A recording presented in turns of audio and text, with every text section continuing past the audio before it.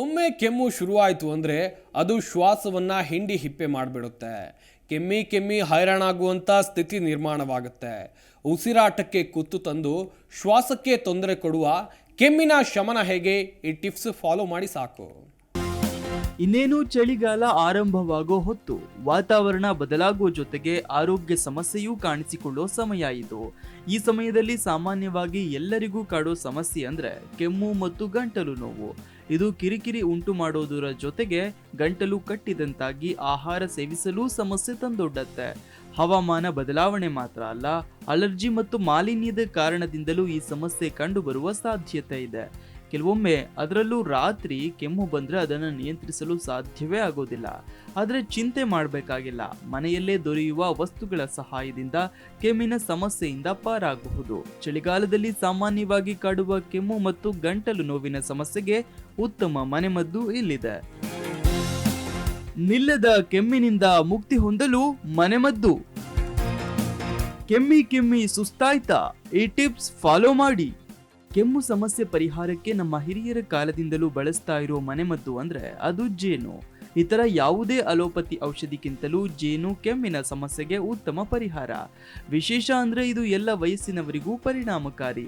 ಇದರಲ್ಲಿನ ರೋಗ ನಿರೋಧಕ ಗುಣ, ಆಂಟಿ ಮೈಕ್ರೋಬಿಯಲ್ ಶಕ್ತಿ ಗಂಟಲು ನೋವನ್ನ ಶಮನಗೊಳಿಸಲು ಸಹಾಯ ಮಾಡುತ್ತೆ. ಆದಾಗ್ಯೂ 1 ವರ್ಷದೊಳಗಿನ ಶಿಶುಗಳಿಗೆ ಜೇನು ನೀಡಬಾರದು. ಇದು ಅವರ ಜೀರ್ಣಕ್ರಿಯೆಯ ಮೇಲೆ ಪರಿಣಾಮ ಬೀರಬಹುದು. ಹರ್ಬಲ್ ಟೀ ಅಥವಾ ಬಿಸಿ ನೀರಿಗೆ 2 ಚಮಚ ಜೇನು ಸೇರಿಸಿ ದಿನಕ್ಕೆ 1-2 ಬಾರಿ ಸೇವಿಸಿ. ಗಾಢವಾದ ವಾಸನೆ, ಖಾರದ ಗುಣ ಹೊಂದಿರುವ ಬೆಳ್ಳುಳ್ಳಿ ನಿಮ್ಮ ಅಡುಗೆಯ ರುಚಿ ಹೆಚ್ಚಿಸೋದಷ್ಟೇ ಅಲ್ಲದೆ ಆರೋಗ್ಯವನ್ನು ಕಾಪಾಡುತ್ತೆ.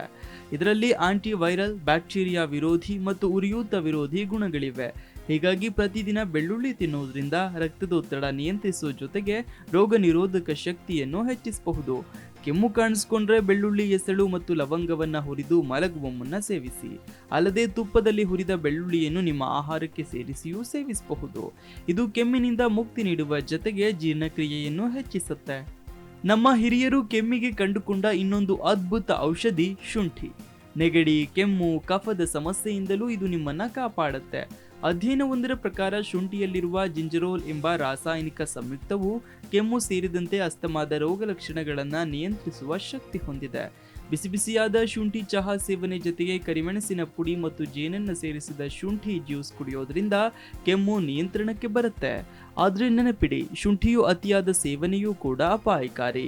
ಶುಂಠಿಯ ಪ್ರಮಾಣ ಶರೀರದಲ್ಲಿ ಹೆಚ್ಚಿದ್ರೆ ಎದೆಯುರಿ ಕಾಣಿಸಿಕೊಳ್ಳುವ ಸಾಧ್ಯತೆ ಇದೆ.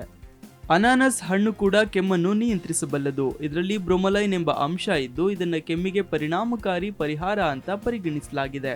ಈ ಅಂಶವು ಕೆಮ್ಮನ್ನ ನಿಗ್ರಹಿಸಲು ಮತ್ತು ಕಟ್ಟಿದ ಕಫವನ್ನ ಸಡಿಲಗೊಳಿಸಲು ಸಹಾಯ ಮಾಡುತ್ತೆ. ಅನಾನಸ್ ಸೈನಸೈಟಿಸ್ ಮತ್ತು ಅಲರ್ಜಿ ಆಧಾರಿತ ಸೈನಸ್ ಸಮಸ್ಯೆಗಳನ್ನು ನಿವಾರಿಸಲು ಕೂಡ ಸಹಾಯ ಮಾಡುತ್ತೆ.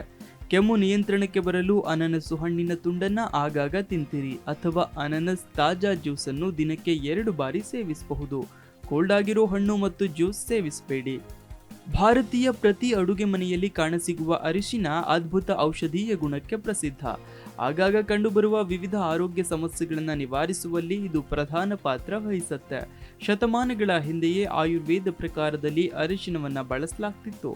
ಇದರಲ್ಲಿ ಆಂಟಿ ವೈರಲ್, ಬ್ಯಾಕ್ಟೀರಿಯಾ ವಿರೋಧಿ ಗುಣಗಳಿದ್ದು ರೋಗ ನಿರೋಧಕ ಶಕ್ತಿಯನ್ನು ಹೆಚ್ಚಿಸುತ್ತೆ.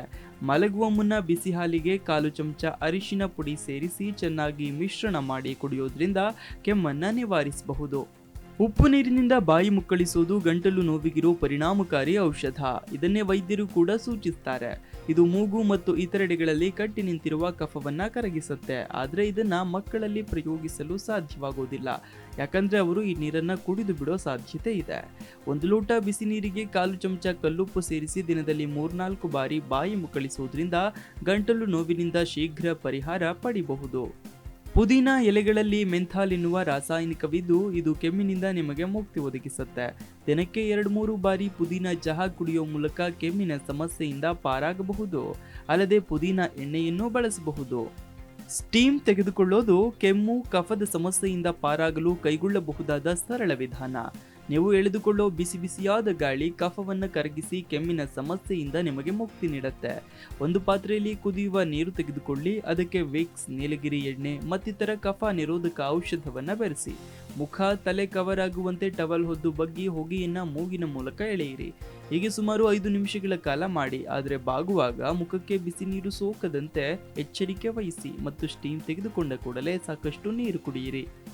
ನೀಲಗಿರಿ ಎಣ್ಣೆಯು ನಿಮಗೆ ಕೆಮ್ಮಿನ ಸಮಸ್ಯೆಯಿಂದ ಪರಿಹಾರ ಒದಗಿಸುತ್ತೆ. ಈ ತೈಲದ 1-2 ಹನಿ ತೆಗೆದುಕೊಂಡು ಎದೆಯ ಮೇಲೆ ಮಸಾಜ್ ಮಾಡೋದ್ರಿಂದ ಕಫ ಕರಗಿ ಕೆಮ್ಮಿನ ಸಮಸ್ಯೆಯಿಂದ ಮುಕ್ತಿ ಲಭಿಸುತ್ತೆ. ತೆಂಗಿನೆಣ್ಣೆಗೆ ನೀಲಗಿರಿ ಎಣ್ಣೆಯನ್ನ ಮಿಕ್ಸ್ ಮಾಡಿ ಎದೆ ಮತ್ತು ಗಂಟಲಿನ ಭಾಗವನ್ನ ಮಸಾಜ್ ಕೂಡ ಮಾಡಬಹುದು.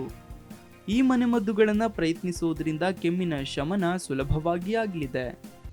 ಪ್ರತಿಕ್ಷಣದ ಸುದ್ದಿಗಾಗಿ Zee Kannada news app download ಮಾಡಿ. Live TV, latest updates, entertainment, lifestyle, technology ಸುದ್ದಿ ನಿಮ್ಮ ಅಂಗೈಯಲ್ಲಿ.